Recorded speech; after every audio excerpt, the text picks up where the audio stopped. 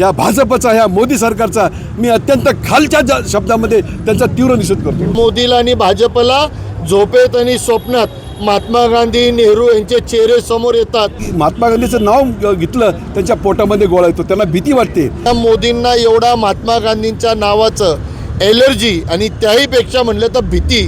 एकीकडं महात्मा गांधींचं नाव खोडायचं आणि दुसरीकडं शांतीच्या नावाखाली अशांती पसरवण्याचे बिल पास करायचे। भारतीय जनता पक्षाचे प्रणित मोदी सरकार यांनी मनरेगाचं नाव बदलून आता जी रामजी म्हणून करायचा प्रयत्न केला।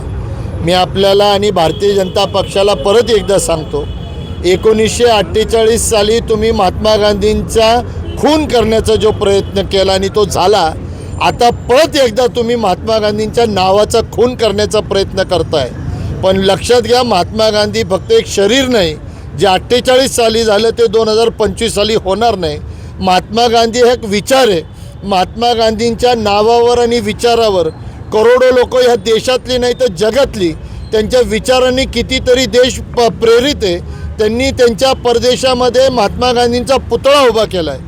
अशी गोष्ट असताना सुद्धा या मोदींना एवढा महात्मा गांधींच्या नावाचं एलर्जी आणि त्याहीपेक्षा म्हणलं तर भीती की महात्मा गांधींचं नाव जरी राहिलं तरी त्यांचे कुल नीती जे आहेत, म्हणजे धर्मांध शक्ती जी आहेत, द्वेष पसरवायचा, देवधर्माच्या नावावर द्वेष पसरवायचा, हिंसा करायची, या सगळ्या गोष्टी आज या गोष्टीचा निषेध करण्यासाठी आम्ही इथं उपस्थित आहेत। एक बिल नवीन आणलं आहे, जिथं कायदा आणला आहे, जिथं न्यूक्लिअर ॲटॉमिक रिसर्च होत असतं, अणुभट्टी तयार होत असतात, ते फक्त सरकारांच्या ताब्यात असतात। आणि अशा गोष्टी आता तुम्ही अदानी आणि अंबानीला न्यूक्लिअर रिॲक्टर्स बनवण्याची मान्यता देत आहे शांतीच्या नावाने। उद्या हे जर प्रायव्हेट कंपनीच्या हातात जर न्यूक्लिअर रिॲक्टर्स आले, न्यूक्लिअर ॲटॉमिक रिसर्च आले, तर ह्याचा किती मोठा परिणाम होईल ह्याची कल्पना आपण करू शकत नाही। याच ॲटॉमिक रिसर्चसाठी जपानसारखं हिरोशिमा असेल, नागासाकी असेल, ज्वलंत उदाहरणे।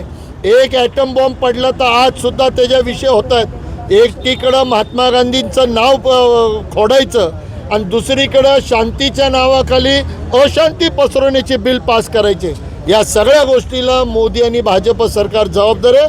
काँग्रेस पक्षाच्या वतीने आम्ही त्यांचा निषेध करतो। जसं एखाद्या व्यक्तीला ज्यांनी पाप केलेलं असेल, झोपेत सुद्धा त्याला ते दिसतं, तसं मोदीला आणि भाजपला झोपेत आणि स्वप्नात महात्मा गांधी, नेहरू यांचे चेहरे समोर येतात आणि ते आल्यामुळे डचकून उठत असतील। त्यामुळं त्यांना असं वाटतं की हे नावं खोडल्यानंतर आमच्या स्वप्नात ते येणार नाहीत, अशी त्यांचं वाटतं। पण ते मी परत एकदा आठवण करून देऊ इच्छितो, महात्मा गांधी, नेहरू हे विचार आहे, हा विचार कधीही संपत नाही।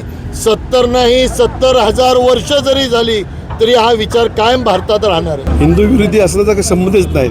आम्ही सर्व हिंदू आहे, आम्हाला त्याचा अभिमान आहे, हे आमच्या घरामध्ये। पण बाहेर आलं की आम्ही सर्व भारतीय आहे, कारण की ह्या देशामध्ये सर्व जाती धर्माच्या लोकांनी स्वातंत्र्य मिळवून देण्यासाठी आपलं जीवाचं बलिदान दिलेलं आहे, त्याग केलेला आहे, जेलमध्ये गेल्यात, गोळ्या खाल्ल्यात। तेव्हा ह्या देशामध्ये एका धर्माचं राजकारण कधी चालू शकत नाही। सर्व धर्मसमभाव हे तत्त्व आज जगाने मान्य केलेलं आहे की भारतामध्ये निर्णय जाती पंथाचे लोक लोकशाहीच्या माध्यमातून कसं राहतात, आणि ते केवळ आणि केवळ बाबासाहेबांच्या संविधानाच्यामुळं आज या देशामध्ये ही घटना जिवंत आहे। आणि म्हणून त्यांनी काय जरी केलं हे देशाचं राजकारण करतात। इतक्या खालच्या तराचा द्वेष या जगामध्ये कधी कधी पाहिला नाही आहे। आज महात्मा गांधीच्या बद्दलचा द्वेष, त्यांना महात्मा गांधीचं नाव घेतलं त्यांच्या पोटामध्ये गोळा येतो, त्यांना भीती वाटते की महात्मा गांधीचं नाव या ठिकाणी आपण पुसून टाकून मनरेगाचं ऐवजी महात्मा गांधीच्या ऐवजी आपण श्रीरामाचं नाव देऊन, आणि त्याच्यामुळं महात्मा गांधीचे विचार कधी मरणार नाही। महात्मा गांधी तुम्ही नाव काढलं, पण त्यांचे विचार आज देशाला नाही तर जगाला तारणारे आहेत, शांततेचा संदेश देणार आहेत। ज्या देशामध्ये कट्टरपंथीय धर्माची भाषा करतात ते देश सर्व लयाला गेलेत, हा इतिहास आहे। आणि ज्या देशामध्ये सेक्युलर माइंडचे विचार असतात तो देश प्रगती करतो। आणि म्हणून द्वेषाने किती जर तुम्ही वागला तरी महात्मा गांधीचे विचार तुम्ही बंद करू शकत नाही, ते मारू शकत नाही। ते जोपर्यंत चंद्र सूर्य ह्या पृथ्वीवरती तोपर्यंत त्यांचे विचार राहणार।